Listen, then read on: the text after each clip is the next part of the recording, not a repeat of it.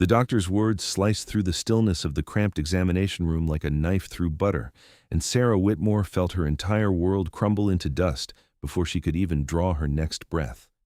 "She's barren, useless," Dr. Hargrove declared, not even bothering to lower his voice as he wiped his hands on a stained cloth, his expression cold and clinical.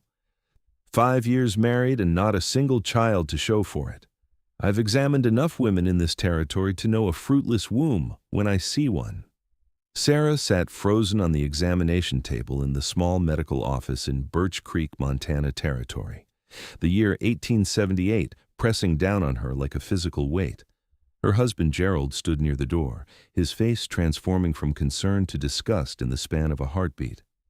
The rough wooden walls seemed to close in around her as the doctor continued his pronouncement, sealing her fate with every careless word. "Your wife will never bear children, Mr. Whitmore. Best you accept that now and decide what you want to do about it. A man needs heirs, after all." Gerald's jaw tightened, and Sarah saw something die in his eyes when he looked at her. Not love, that had faded months ago, but whatever remaining sense of obligation had kept him civil. "I see," he said flatly. "Thank you for your honesty, Doctor." The ride back to their small homestead, 5 miles outside of town, passed in suffocating silence. Sarah clutched her shawl around her shoulders despite the warm June afternoon, feeling colder than she had in the depths of winter. The Montana landscape rolled past them, endless stretches of wild grass and distant mountains that had once seemed beautiful, but now felt indifferent to her suffering. Gerald didn't speak to her for 3 days. On the 4th day, he packed a single bag and stood in the doorway of the cabin they had built together with their own hands.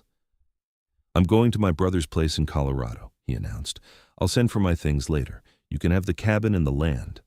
I won't be coming back, Sarah. A man needs sons to work his land, to carry on his name. What use is a wife who cannot give him that?" She wanted to scream, to rage, to beg him to reconsider, but pride kept her spine straight and her voice steady.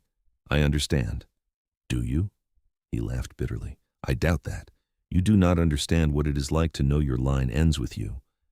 That everything you build will crumble to nothing because there is no one to pass it to. And you do not understand what it is like to have your entire worth measured by something you cannot control," Sarah replied quietly, finding strength she did not know she possessed. Gerald left without another word, and Sarah watched him ride away until he disappeared into the tree line. Then, and only then, did she allow herself to sink onto the porch steps and let the tears come. She was 23 years old, alone in the Montana wilderness, with a small cabin, 40 acres of partially cleared land, and a town full of people who would soon know exactly why her husband had abandoned her. The shame of it burned hotter than any fever. Over the following weeks, Sarah discovered that news traveled faster than wildfire in a small frontier community. Women who had once greeted her warmly at the general store now whispered behind their hands. Men looked at her with either pity or something far worse: speculation. A woman alone, barren, abandoned. She became less than human in their eyes, transformed into either an object of scorn or potential prey. She stopped going to town except when absolutely necessary. She learned to trap rabbits and fish in the creek that ran through her property. She tended the small vegetable garden Gerald had started and expanded it, working until her hands bled and her back ached, trying to exhaust herself enough that sleep would come without the nightmares. Summer burned itself out into autumn, and autumn surrendered to winter's first cold breath. Sarah knew she needed to prepare better for the harsh Montana winter ahead, so she forced herself to make the trip into Birch Creek one crisp October morning to purchase supplies she could not make or grow herself.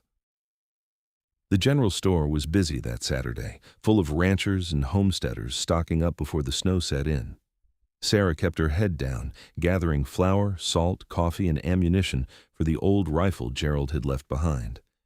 She was counting out her carefully hoarded coins at the counter when she heard the voices behind her. "That is the Whitmore woman," someone murmured. "Heard her husband left because she could not give him children." "Barren as the Badlands," another voice added with cruel certainty. "What use is a woman like that?" Sarah's hands trembled, but she kept counting her coins, refusing to give them the satisfaction of seeing her break. Reckon she will end up working at the saloon before winter is out, the first voice continued. Where else can a useless woman like that go? Enough. The single word cut through the chatter like a thunderclap, deep and resonant with authority. Sarah looked up to see a man she had never encountered before standing near the store's entrance. He was massive, easily 6 feet 4 inches of solid muscle, with shoulders broad enough to block the doorway. His hair was dark brown and hung past his shoulders, tied back with a leather cord. His beard was neatly trimmed, and his eyes, a striking pale blue, blazed with barely contained anger. He wore buckskin clothing that marked him as a mountain man, someone who lived in the high country and rarely came down to civilization. This is not your concern, stranger," one of the gossiping men said, though his voice had lost some of its bravado. "I am making it my concern." The mountain man's voice remained level, but there was steel beneath the calm surface. "The lady is trying to conduct her business. Your flapping mouths are disturbing the peace." The two men exchanged glances, clearly weighing whether to challenge this stranger. Wisdom won out over pride, and they muttered apologies before slinking toward the door. The mountain man watched them go with those ice-blue eyes before his gaze shifted to Sarah. His expression softened immediately, and he gave her a small nod of respect before moving toward the counter where various supplies were stacked. Sarah finished her transaction with the shopkeeper, her heart pounding. While no one had defended her since Gerald left, no one had treated her with basic human dignity in months. She gathered her purchases into her canvas bag and turned to leave, intending to thank the stranger, but he was deep in conversation with the shopkeeper about traps and winter provisions. She slipped out of the store and loaded her supplies into the small wagon she had driven to town. The October air was crisp, carrying the promise of snow, and she wanted to get home before the weather turned. She was adjusting the canvas cover over her goods when a shadow fell across her. "Ma'am." Sarah turned to find the mountain man standing a respectful distance away, his own supplies loaded in a pack that would have broken a smaller man's back. "I wanted to thank you," Sarah said quickly, "for what you did in there. You did not have to intervene." "Yes, I did." His voice was firm but gentle. "No one deserves to be talked about like that, especially not for something beyond their control." Sarah felt her throat tighten with emotion. "You heard what they said then, about me." "I heard ignorant men repeating ignorant gossip." He took a step closer, and Sarah noticed the fine lines around his eyes, the weathering of his skin that spoke of years spent in harsh conditions. He was perhaps 30 years old, she guessed, maybe a few years older. "My name is Nathaniel Cord. I have a cabin about 15 miles northwest of here, up in the high country. I come down for supplies maybe 3 or 4 times a year."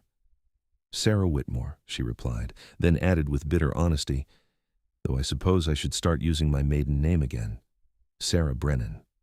"Mrs. Whitmore suits you fine if that is what you prefer," Nathaniel said. "A man's decision to leave does not erase who you are." Such simple words, yet they touched something deep inside Sarah that had been wounded and neglected for months. "Thank you, Mr. Cord." "Nathaniel, please." He shifted his pack slightly. "I noticed you are homesteading alone. That is dangerous this time of year, especially with winter coming on." "I manage well enough." His blue eyes studied her with an intensity that should have made her uncomfortable, but somehow did not. "I am sure you do. But managing and thriving are two different things. If you ever need help, firewood cut, repairs done, anything at all, my cabin is northwest, up past Eagle Ridge. Anyone in town can give you more specific directions." "That's very kind, but I would not want to impose." "It would not be an imposition." Nathaniel's voice carried absolute certainty. "Out here, we help each other survive. That is just how it is." Before Sarah could respond, Nathaniel touched the brim of his worn hat in farewell and strode away toward a massive roan horse that waited patiently at the hitching post. She watched him mount with easy grace despite his size and ride out of town, heading northwest as he had said.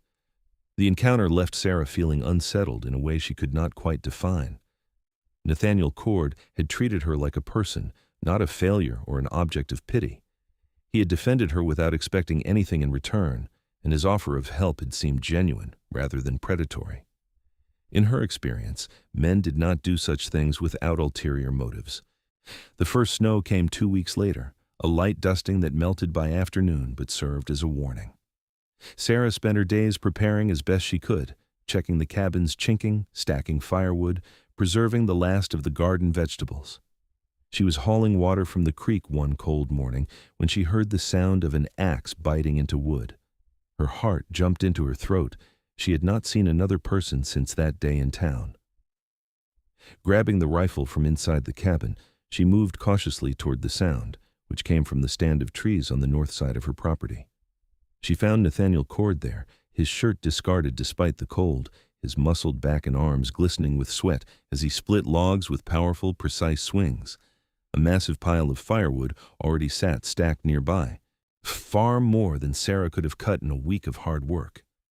"What are you doing?" she called out, lowering the rifle but keeping it close. Nathaniel turned, not startled in the least, and drove the axe into the chopping block. "Making sure you have enough firewood to last the winter. That stack you have by your cabin will not get you through to January." "I did not ask for your help." "No, you did not." He picked up his shirt and used it to wipe the sweat from his face before pulling it back on. "But you need it all the same. Winter comes hard up here, Mrs. Whitmore. I have seen people freeze to death because they were too proud or too stubborn to accept help." Sarah wanted to argue, to send him away, to maintain her independence and dignity. But the truth was undeniable. She did need more firewood. And cutting it herself would have taken time she needed for other preparations. Pride was a luxury she could not afford if it meant freezing to death. "Thank you," she said finally, the words difficult but necessary. "I appreciate your help, Nathaniel." His stern expression softened into something that might have been a smile beneath his beard. "You are welcome. I will stack this properly for you before I leave. And there's a spot near your cabin where the chinking has come loose. I noticed it when I arrived. I can fix that too if you will allow it. You have already done so much. It will take me maybe an hour. You would need most of a day to do it yourself, if you even noticed it before the cold wind found it." He moved toward the firewood, his stride purposeful. "Let me help, Sarah. Please."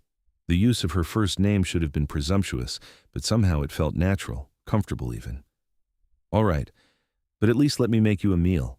I have venison stew from yesterday, and I baked bread this morning." "That would be welcome." They worked in companionable silence, Nathaniel stacking firewood and repairing the cabin's chinking, while Sarah prepared food and tried not to watch the way his muscles flexed beneath his shirt as he worked. She had never seen Gerald work with such easy strength and competence. Her former husband had always approached physical labor with resentment, as though the land owed him something rather than the other way around. When Nathaniel finished, Sarah invited him inside. The cabin was small but clean, with a stone fireplace Gerald had built, a rough table and chairs, a bed in one corner, and shelves holding her meager possessions. Nathaniel had to duck slightly to enter, and his presence seemed to fill the entire space. "You have made this place comfortable," he observed, settling carefully onto one of the chairs. "I try." Sarah ladled stew into wooden bowls and set one before him, along with thick slices of bread. "It is not much, but it is mine." They ate in silence for a few minutes before Nathaniel spoke again. "How long have you been alone out here?" "Since July, 4 months now." "That's a long time to manage a homestead by yourself." Sarah met his eyes across the table.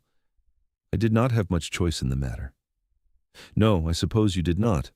Nathaniel tore off a piece of bread. "For what it is worth, I think your husband was a fool." The blunt statement caught Sarah off guard. "You do not know anything about my situation." "I know enough. I know that he abandoned you because of something a doctor said, something you had no control over. I know that he left you alone in dangerous territory without proper provisions or protection. And I know that instead of crumbling, you have survived these past months through your own strength and determination." His blue eyes held hers steadily. "That tells me everything I need to know about both of you." Sarah felt tears prick at her eyes and blinked them back fiercely. "The doctor said I was barren, useless. Those were his exact words." "Then the doctor is as much a fool as your husband." Nathaniel's voice carried absolute conviction. "A person's worth is not measured by one single thing, Sarah. But you have value beyond what small-minded people can see." "Do I?" The words burst out before she could stop them, carrying months of pain and doubt. Because I have thought about it every day since Gerald left.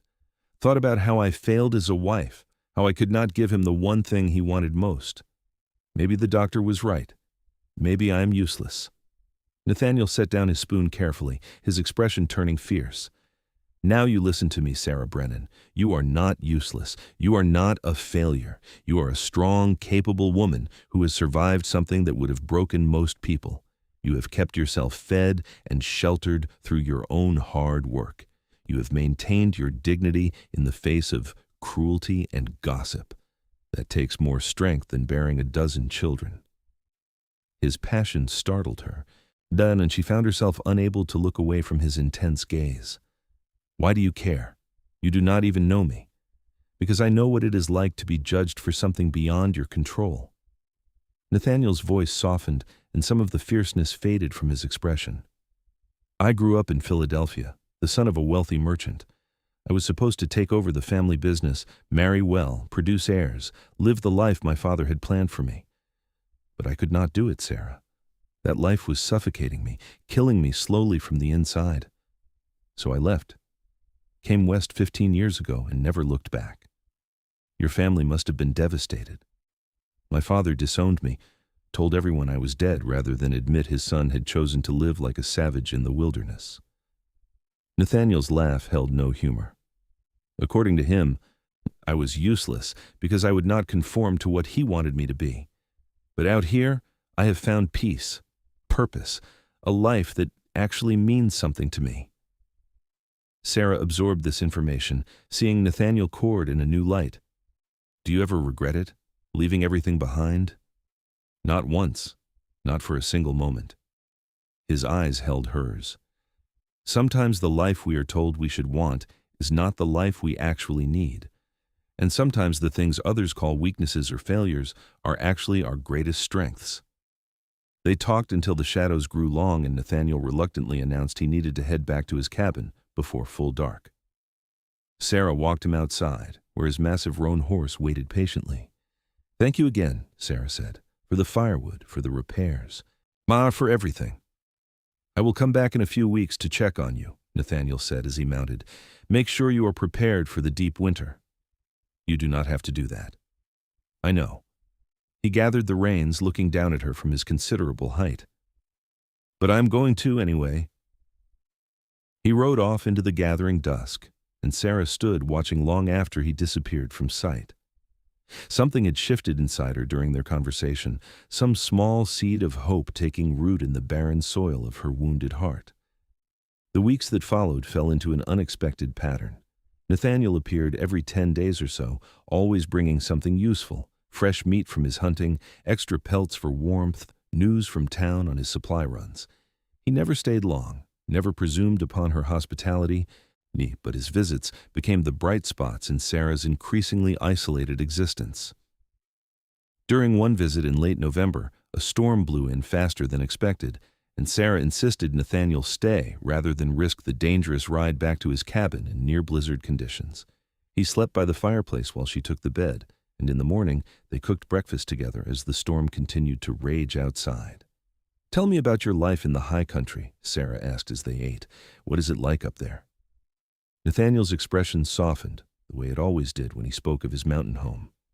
Peaceful, beautiful, hard, but in a way that makes sense. I have a good cabin, a small barn for my horse, and the few animals I keep. There's a lake nearby that freezes solid in winter, but teems with fish the rest of the year. I trap and hunt, trade pelts in town for what I cannot make or grow. It is a simple life, but it suits me. It sounds lonely. Sometimes it is, he admitted, but I always preferred solitude to the wrong company. Took me years to understand that being alone is not the same as being lonely. And now? Sarah asked softly.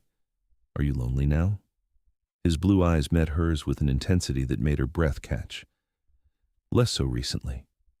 The air between them seemed to thicken, charged with something Sarah had never felt with Gerald, something that made her pulse race and her skin warm despite the cold wind howling outside.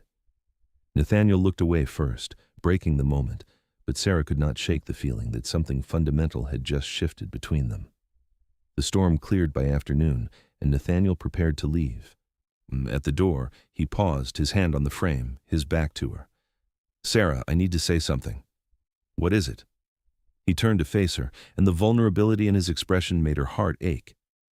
"I find myself thinking about you more than I should, worrying about whether you are safe, whether you have everything you need, looking forward to these visits in a way that goes beyond simple neighborly concern." Sarah's breath caught in her throat. "Nathaniel." "I'm not asking you for anything," he continued quickly. "I know you were hurt badly. I know you need time.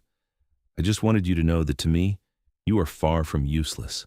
You are brave and strong and beautiful, and I consider it a privilege every time you allow me into your home." Before Sarah could formulate a response, Nathaniel was out the door and mounting his horse. She stood frozen, watching him ride away, her mind spinning with confusion and something that felt dangerously like hope. Winter descended in earnest after that, bringing heavy snows and bitter cold that kept Sarah confined to her cabin for days at a time.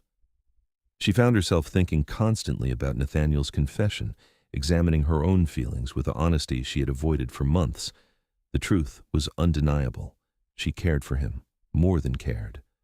When he was near, she felt alive in a way she had never experienced with Gerald. She looked forward to his visits with an anticipation that had nothing to do with the practical help he provided. But the shadow of Dr. Hargrove's pronouncement hung over her. Even if she allowed herself to care for Nathaniel, to hope for something more between them, how could she ask him to accept a woman who could never give him children? He said he had found peace in solitude, but did that mean he would never want a family? And if he did, she would be condemning him to the same disappointment Gerald had experienced. These thoughts tormented her through the long winter nights. When Nathaniel appeared on a clear day in mid-December, Sarah had made a decision. She would tell him the truth, all of it, and let him decide what that meant for whatever was developing between them. They settled at her table with coffee, and before she could lose her nerve, Sarah spoke. "I need to talk to you about what you said before the storm." Nathaniel's expression became carefully neutral. "All right. I care for you too," Sarah said, the words coming out in a rush. "More than I should, probably. When you are here, I feel like myself again. Like I am more than just the woman who failed at the one thing wives are supposed to do. You make me feel seen in a way I never have before." Hope flared in Nathaniel's eyes, but Sarah held up a hand. "But you need to understand what that means. I cannot have children, Nathaniel. The doctor was very clear about that. If you want a family someday, heirs to pass your life on to, I cannot give you that. I will not trap you the way Gerald felt trapped." Nathaniel was silent for a long moment, and Sarah braced herself for disappointment, for rejection. Instead, he reached across the table and took her hand in his much larger one. "Sarah, look at me." She raised her eyes to his. "I left civilization because I was tired of living according to other people's expectations. The life my father wanted for me, the business, the society marriage, the heirs, none of that mattered to me. I came to the mountains because I wanted to live on my own terms, to find meaning in simple, honest things, a warm fire, a good horse, the sunset painting the peaks gold, a meal shared with someone whose company I enjoy." His thumb traced small circles on the back of her hand, sending shivers up her arm. "I never wanted children. Not when I was in Philadelphia, not when I came west. That was part of why my father and I fought so bitterly. He saw my lack of interest in producing grandchildren as a betrayal. But it was not about betrayal. It was just about knowing myself well enough to understand what I need to be happy." "But what if you change your mind?" Sarah pressed. "What if 5 years from now you regret—" "I will not." The certainty in his voice was absolute. "Sarah, I am 32 years old. I have lived alone by choice for 15 years. If I had wanted children, I had plenty of opportunities to marry and start a family. I chose not to because that is not the life I want. What I want is partnership, companionship, someone to share the beautiful moments with and to weather the hard times alongside." Tears spilled down Sarah's cheeks. "You truly mean that?" "Every word." Nathaniel stood and moved around the table, kneeling beside her chair so they were eye level. "The doctor said you were barren, useless. He was wrong. You are everything to this one man, Sarah. Everything I did not even know I was looking for." Sarah threw her arms around his neck, and Nathaniel held her close, his strength surrounding her, making her feel safer than she had in years. When they finally pulled apart, he cupped her face in his calloused hands and kissed her with a tenderness that made her soul ache. "I'm not rushing you," he murmured against her lips. "We can take all the time you need, but I want you to know my intentions are serious. When you are ready, I want you to be my wife, not because I need you to be anything except yourself." "Yes," Sarah whispered. "Yes, Nathaniel, I do not need more time. I have been alone long enough to know what I want, and I want you." They married in January of 1879, a simple ceremony performed by a traveling preacher in the small church in Birch Creek. The townspeople who had gossiped about Sarah now looked at her with confusion and no small amount of envy as she stood beside the striking mountain man who gazed at her like she was the most precious thing in the world. After the ceremony, Nathaniel lifted Sarah onto his horse and mounted behind her, his arms secure around her waist as they rode not to her small cabin, but northwest, toward his home in the high country. "Are you certain about this?" Sarah asked as they climbed higher into the mountains. "Leaving my homestead behind?" "We can keep it as a summer place if you want," Nathaniel said. "But my cabin is built for the harsh winters, and the land around it is better for hunting and trapping.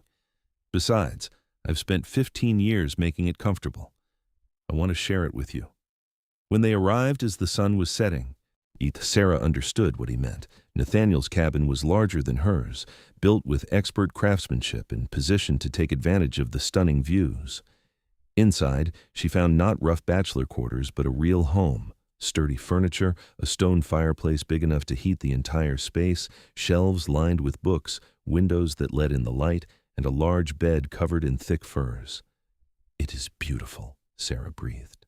"It is ours now," Nathaniel corrected, pulling her close. "Everything I have is yours, Sarah. I want you to feel like this is your home, not just my place that you have moved into. Change whatever you want, add whatever you need, make it ours." That night, Sarah discovered what it meant to be truly loved. Nathaniel was patient and gentle, worshiping her body with a reverence that Gerald had never shown. But he took his time learning what brought her pleasure, and when they finally came together, Sarah understood for the first time what intimacy could be. Not just physical release, but a true joining of souls.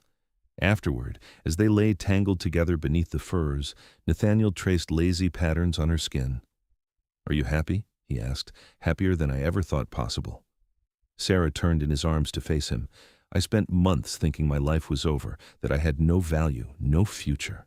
And now, here I am, married to a man who sees me for who I actually am and loves me anyway." "Not anyway," Nathaniel corrected. "Because of who you are. All of it, Sarah. Every part."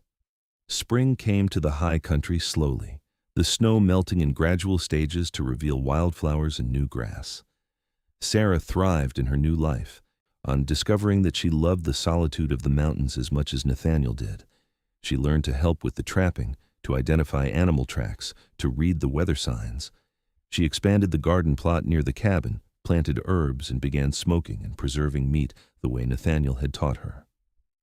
They made the trip down to Birch Creek together once a month for supplies, and Sarah held her head high when the gossiping women stared. She was no longer the abandoned wife, the barren woman to be pitied. She was Nathaniel Cord's partner, and she could see the respect in people's eyes when they saw how he treated her, how he always kept her close and deferred to her opinions. On one of these trips in early summer, they encountered Dr. Hargrove on the street. The older man's eyes widened when he saw Sarah walking arm in arm with Nathaniel. "Mrs. Whitmore, or I suppose it is Mrs. Cord now," the doctor said stiffly. "I heard you had remarried." "You heard correctly." Sarah kept her voice pleasant, but cool. Dr. Hargrove's gaze shifted to Nathaniel with something like pity. "Young man, I hope someone told you about your wife's condition before you married her. She cannot bear children. It is a medical fact." "I'm aware," Nathaniel said calmly, "and I do not care. You say that now, but I say that now, and I will say it 20 years from now." Nathaniel's voice remained level, but Sarah felt the tension in his arm beneath her hand. "My wife's value is not determined by her ability to bear children. She is everything I need and more. Maybe if you spent less time reducing women to their biological functions and more time treating them as whole human beings, you would be a better doctor." Dr. Hargrove sputtered, his face turning red. Well, I never... Clearly you never have, or you would not have been so cruel in your diagnosis last year.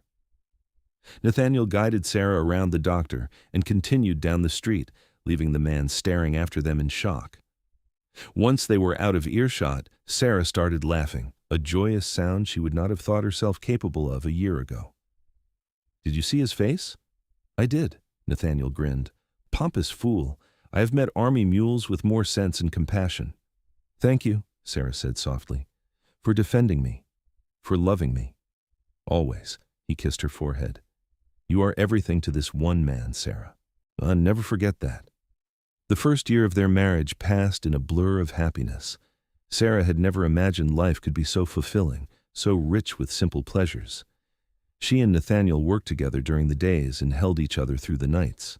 They talked for hours about everything and nothing. They explored the high country together, and Nathaniel showed her secret places he had discovered over his years in the mountains, hidden waterfalls, meadows full of wildflowers, caves with ancient paintings on the walls. One evening in late autumn, as they sat by the fire after supper, Sarah broached a subject that had been on her mind for weeks. Nathaniel, have you ever thought about taking in a child who needs a home? He looked up from the trap he was mending, surprised. What do you mean? I have been thinking about what you said, about family and partnership, and I realized that while I cannot bear children, that does not mean we could not have children in our lives if we wanted them. Sarah leaned forward, her excitement growing as she articulated thoughts that had been forming for months. There are orphans in the territories, children who lost their parents to illness or accidents or Indian raids, children who need homes and families. We have room here and love to give. Maybe we could offer that to a child who needs it. Nathaniel set aside his work and moved to sit beside her. You would want that? After everything you went through? I spent so long mourning what I could not have that I forgot to think about what I could have. Different is not the same as less, Nathaniel. We could give a child a good life here, teach them about the mountains, give them love and stability. Sarah took his hand. But only if you want it too. I will not pressure you. I love the idea, Nathaniel said slowly, a smile spreading across his face. Actually, I love it more than I expected to. You're right. We have so much to offer, and there are children out there who desperately need what we can give them. They discussed it long into the night, making plans and dreaming about possibilities. When they finally went to bed, Sarah felt a sense of purpose she had not experienced since before Dr. Hargrove's cruel pronouncement. She might not be able to create life within her own body, but she could still nurture life, still be a mother in all the ways that truly mattered. The next spring, they made inquiries in town and learned of an orphanage in Helena, the territorial capital. They made the 3-day journey in early May when the mountain passes were clear and the weather favorable. The Helena orphanage was a large, stark building that housed over 40 children. The matron who ran it, Mrs. Adelaide Porter, was a severe woman with iron-gray hair and suspicious eyes. She looked Sarah and Nathaniel up and down with clear skepticism. You want to adopt a child? To take into the wilderness? Mrs. Porter's tone suggested she found the idea absurd. We have a good home, Nathaniel said firmly. Solid cabin, plenty of food, safe environment. We can provide for a child's physical and emotional needs. Can you provide schooling? These children need education. I was educated in Philadelphia, Nathaniel replied. I can read, write, and cipher. I can teach history, literature, and basic sciences. My wife is equally educated. Mrs. Porter's expression softened slightly. I see. And why do you want a child? Most couples your age would be having their own. Sarah felt the familiar stab of pain, but kept her voice steady. I cannot have children of my own, but we have love to give, and a desire to provide a home for a child who needs one. Mrs. Porter studied them for a long moment. Wait here. She disappeared into the depths of the building, leaving Sarah and Nathaniel standing in the sparse entry hall. Sarah squeezed Nathaniel's hand, nervous excitement fluttering in her stomach. When Mrs. Porter returned, she had 2 children with her. The first was a boy of about 8 years old, with dark hair and eyes too old for his young face. Una, the second, was a girl who could not have been more than 5, tiny and thin, with tangled blonde hair and enormous green eyes. "This is Thomas and Emma," Mrs. Porter said. "They are siblings. Their parents died of fever last winter. Thomas is 9, Emma just turned 5.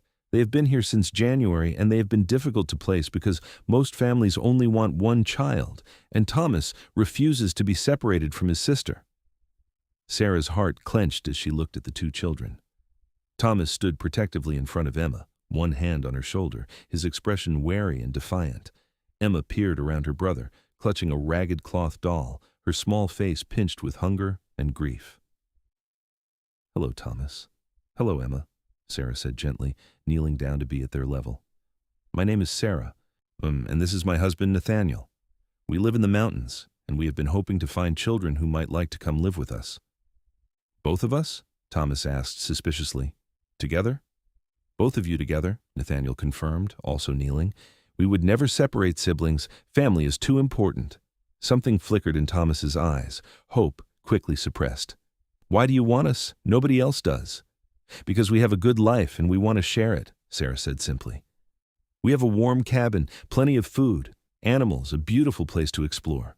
We want children to love and teach and watch grow. Would you be interested in that?"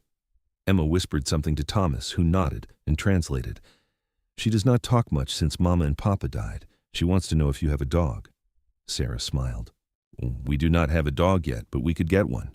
Would Emma like that?" The little girl nodded vigorously, and for the first time, Sarah saw a small smile touch her lips. They spent the next hour talking with Thomas and Emma, answering their questions, learning about them. Thomas was bright and protective, old beyond his years from taking care of his sister.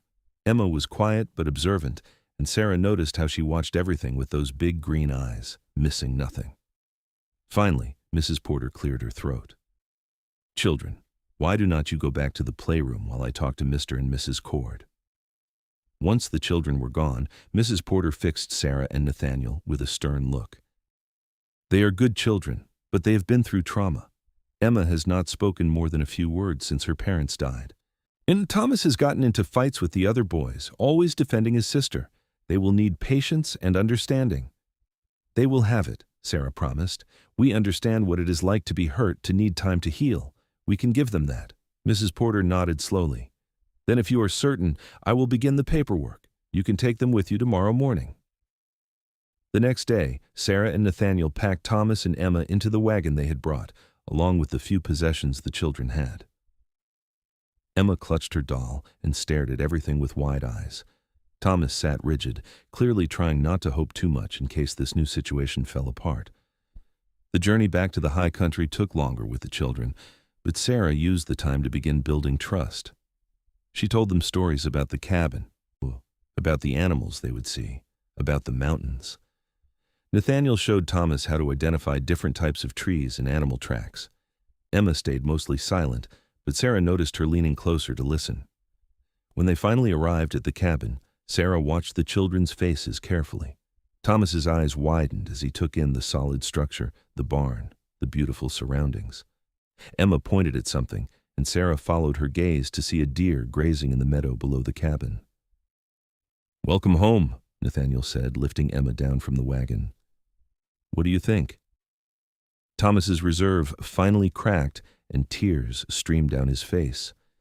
"It is really ours? We can really stay?" "It is really yours," Sarah confirmed, pulling the boy into a hug that he initially resisted before melting into. "You are home now, Thomas. Both of you." The first few weeks were an adjustment. Thomas was used to being responsible for Emma, and he struggled to trust that Sarah and Nathaniel would take care of them. He hovered anxiously, always watching to make sure his sister had enough food, was warm enough, was safe. Emma remained largely silent, though she seemed to relax a little more each day. Sarah and Nathaniel were patient, never pushing, always consistent in their care and affection. Slowly, gradually, the children began to blossom. Thomas started to smile more, to act like the 9-year-old boy he was instead of a miniature adult. He followed Nathaniel everywhere, soaking up knowledge about trapping and hunting and surviving in the wilderness. Emma attached herself to Sarah, helping with cooking and gardening and the daily chores. She still did not speak much, But Sarah noticed her humming sometimes as she worked, and the tension in her small body was gradually easing. One morning in early July, about 6 weeks after the children had arrived, Sarah was working in the garden with Emma. They were weeding the vegetable rows, and Sarah was explaining how different plants needed different amounts of water and sunlight. "Sarah?" The voice was so quiet that at first Sarah thought she had imagined it. She looked up to find Emma watching her with those big green eyes. "Yes, sweetheart?" "Can I call you Mama?" Sarah's breath caught in her throat and tears sprang to her eyes. She gathered the little girl into her arms, holding her close. "Oh, Emma, yes, you can call me Mama. I would be honored." Emma burrowed into Sarah's embrace. "I miss my first Mama, but I love you too." "Is that okay?" "That is more than okay." Sarah stroked Emma's tangled curls, her heart overflowing. "Your first Mama will always be your Mama. I am not trying to replace her, but I can be your Mama too. You can love both of us." "And Nathaniel can be Papa?" "If that is what you want, and if he says yes, then absolutely." That night, after the children were asleep in the loft Nathaniel had built for them, Sarah told her husband about the conversation. She watched his face transform, saw the emotion he usually kept carefully controlled flood his features. "They are ours," he whispered. "Really ours." "Really ours," Sarah confirmed. "We are a family, Nathaniel." He pulled her close, and Sarah felt his tears wet against her hair. "I never knew I could be this happy. I never knew life could be this full." The years that followed were not without challenges, but they were rich with love and joy. Thomas grew tall and strong, learning everything Nathaniel could teach him about living in harmony with the wilderness. Emma gradually found her voice again, and by the time she was 7, she chattered constantly, making up for the years of silence. In the summer of 1882, when Thomas was 12 and Emma was 8, Sarah and Nathaniel made another trip to the orphanage in Helena. This time they returned with a baby boy, just 6 months old, whose mother had died in childbirth and whose father had been killed in a mining accident. They named him Daniel, and Thomas and Emma were ecstatic to have a baby brother. Sarah discovered that motherhood suited her in ways she had never imagined. But she loved the chaos and noise, the constant questions, the nightly ritual of tucking children into bed and hearing about their days. She loved watching Nathaniel teach the children, his patience infinite, his pride in their accomplishments evident. On a crisp autumn evening in 1885, the whole family sat around the dinner table in the cabin that had been expanded twice to accommodate their growing household. Thomas was 15 now, broad-shouldered and serious, already talking about one day having his own trap lines. Emma was 11, bright and curious with Sarah's love of plants and growing things.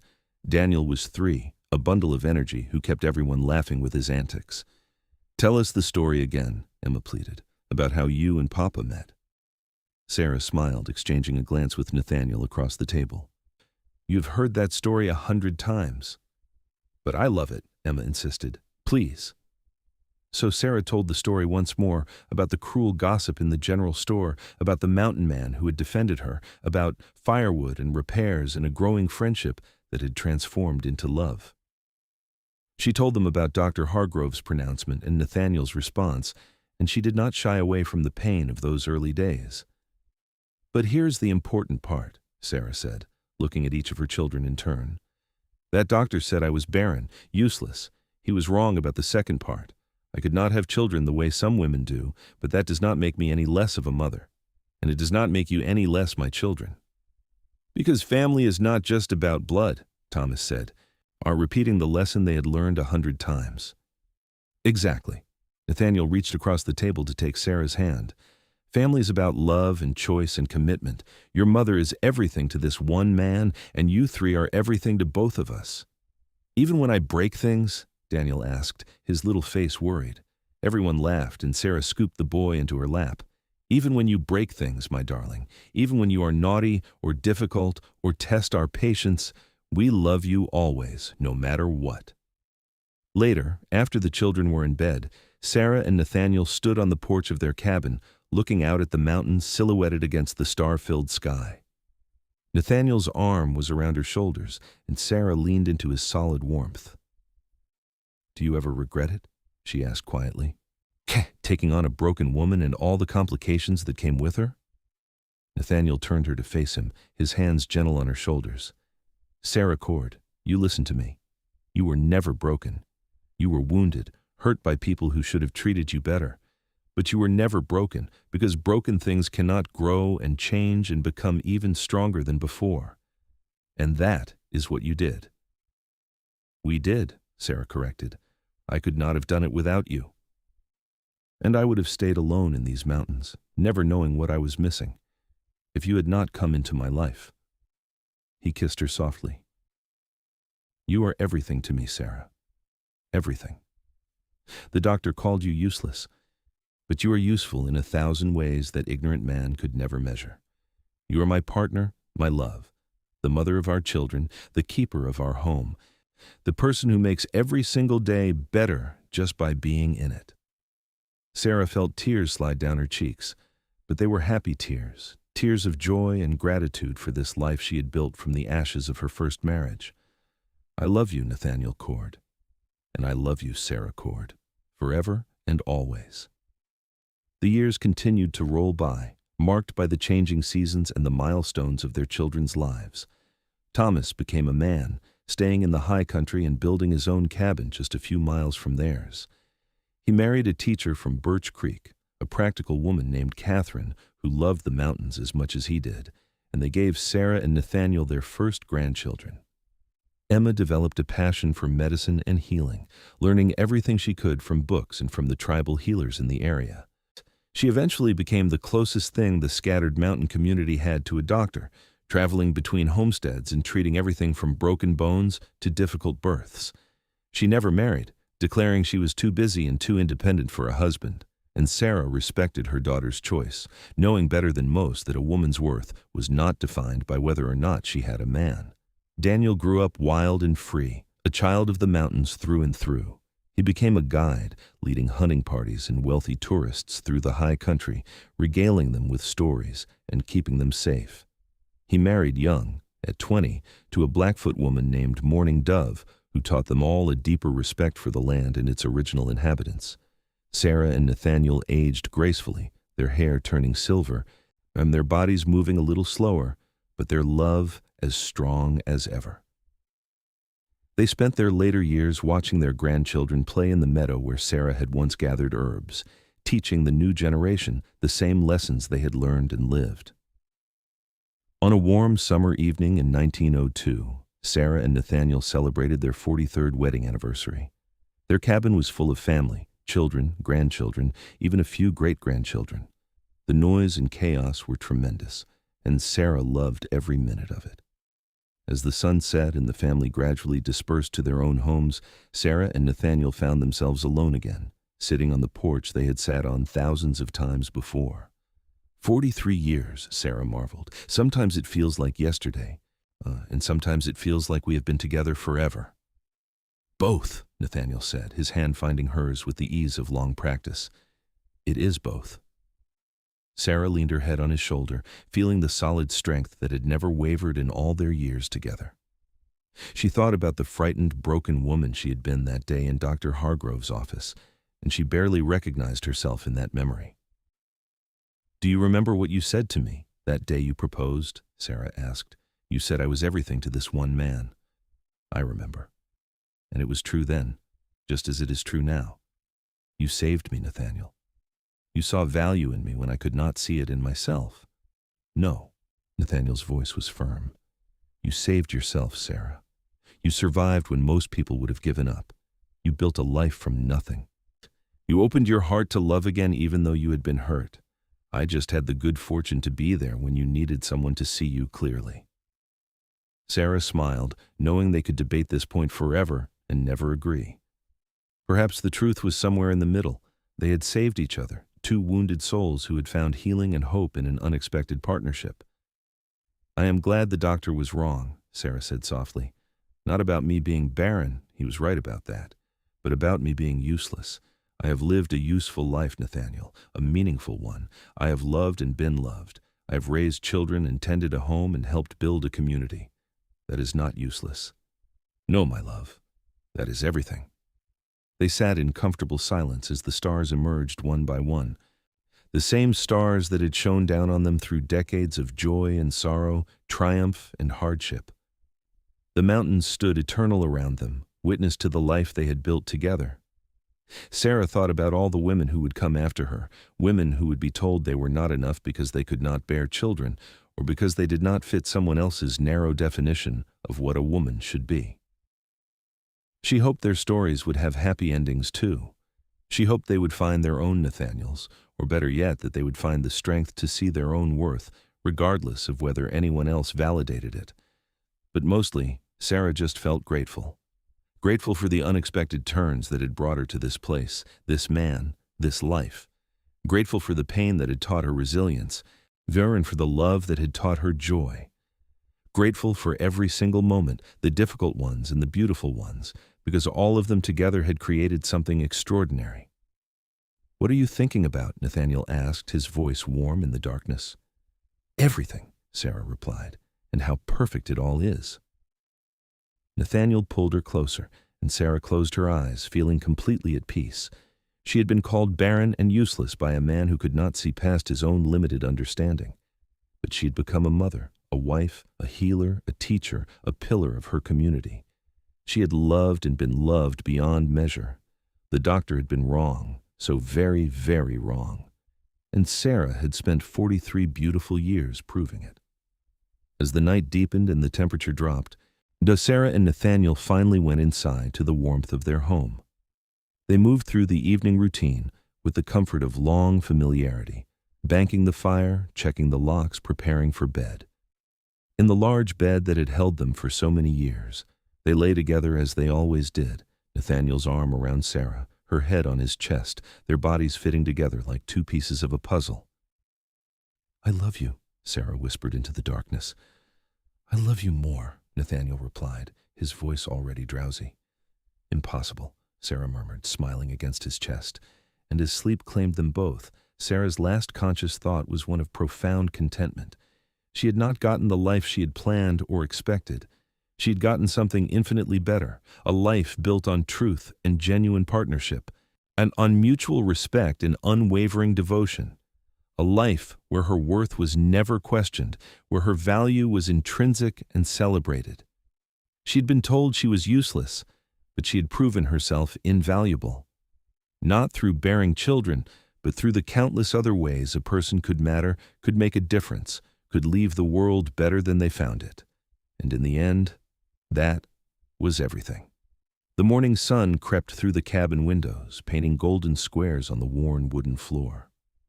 Sarah woke to find Nathaniel already up, standing at the window with a cup of coffee, watching the sunrise paint the mountain peaks in shades of rose and gold. At 70 years old, he was still a striking figure, his hair silver but his shoulders still broad, his presence still commanding. Sarah rose and joined him, and he wordlessly handed her the second cup of coffee he had prepared, knowing she would wake soon. This small gesture of thoughtfulness, repeated thousands of times over their decades together, still warmed her heart. "Beautiful morning," she observed. "They all are," Nathaniel replied, "but I never get tired of it." They stood together in comfortable silence, sipping their coffee and watching the world wake up. In the distance, Sarah could see smoke rising from Thomas and Catherine's cabin, and she knew her son was probably already up and working, preparing for the day ahead. Emma would be at the Morrison place by now, tending to Mrs. Morrison, who was expecting her fourth child any day. Daniel and Morning Dove were leading a group of tourists through the high passes and would not be back for another week. Busy day ahead?" Nathaniel asked. "The usual," Sarah replied. "I want to check on the garden, do some preserving. The beans are ready and I need to get them put up before they go past their prime. You? Thought I might do some fishing. We could have trout for supper." "That sounds perfect." They moved through the morning with the ease of long practice, each attending to their tasks while remaining aware of the other's presence. Sarah worked in the garden, her hands deep in the earth, pulling weeds and checking the progress of the vegetables. Her joints ached more than they used to, and she moved slower, but she still found deep satisfaction in this work, in nurturing life from the soil. Nathaniel returned at midday with a string of fat trout, and they prepared the meal together. Working in the kitchen they had shared for more than 4 decades. They talked about small things, the weather, the grandchildren, plans for the coming winter. But beneath the everyday conversation ran the deeper current of their love, constant and strong. As they sat down to eat, Sarah reached across the table and took Nathaniel's hand. "Thank you," she said simply. "For what?" "For everything. For seeing me when others looked away, for loving me when I thought I was unlovable, for building this life with me." Nathaniel turned her hand over and pressed a kiss to her palm. "Thank you for letting me, for trusting me enough to open your heart again, for making my life infinitely richer than it ever would have been alone." They ate their meal, and afterward, Sarah insisted on doing the washing up while Nathaniel went to tend to the horses. She stood at the basin, her hands in warm water, and looked out the window at the mountains that had become her home. She thought about the woman she had been, scared, hurt, convinced of her own worthlessness, and she marveled at the transformation that love and time and determination had wrought. She had not become someone else. She had become more fully herself, the best version of Sarah that could exist, supported and cherished and given the space to grow into her potential. That was what real love did, she had learned. It did not demand that you reshape yourself to fit some mold. It created space for you to unfold into your truest self. Evening came gently, and with it came visitors. Thomas and Catherine arrived with their 3 children, eager for their weekly dinner with Grandma and Grandpa.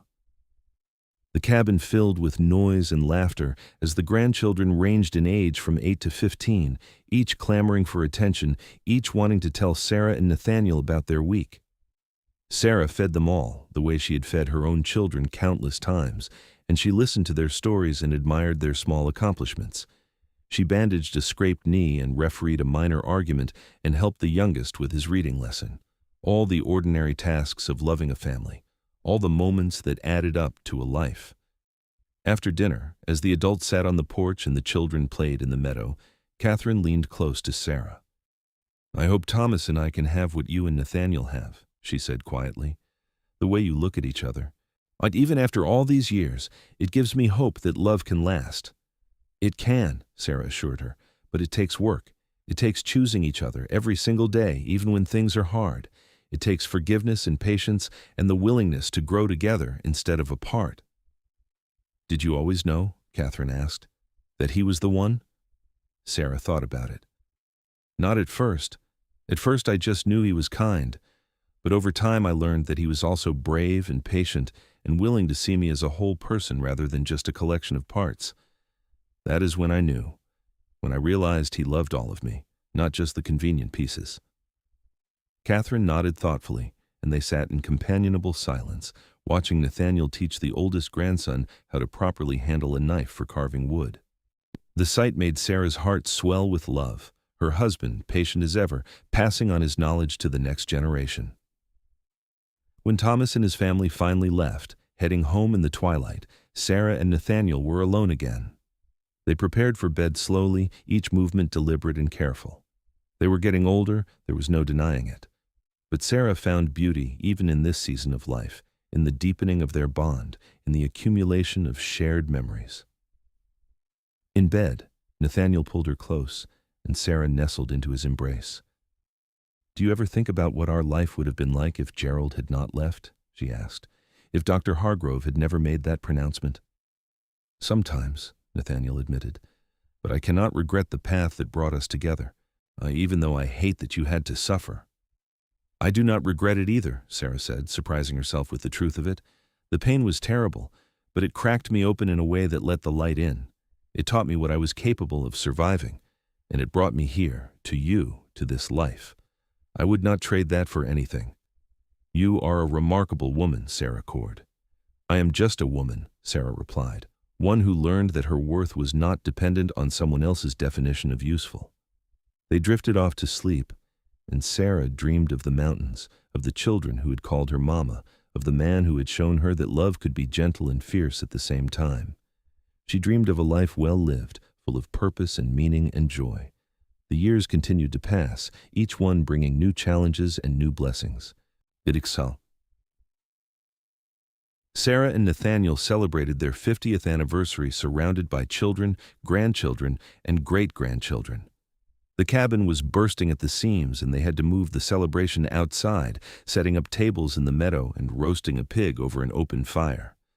Emma, now a respected healer throughout the territory, stood and raised a glass. "To my parents," she said, her voice carrying across the gathered crowd, "who taught me that family is not about blood, but about love. Who showed me that a person's worth is measured by their character, not by what they can or cannot do.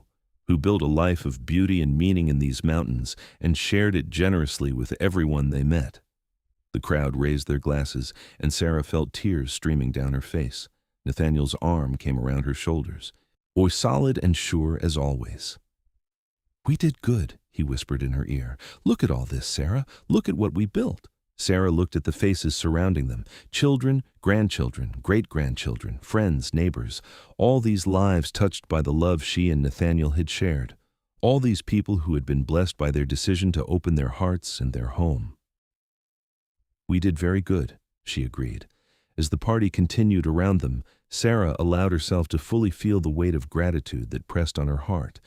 She had been 23 when Dr. Hargrove had declared her useless. She was now 73, and she had lived 50 years of extraordinary usefulness.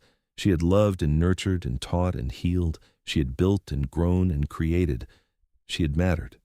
The next winter was hard, the worst Montana had seen in years. The snow fell heavy and deep, and the cold bit with vicious teeth.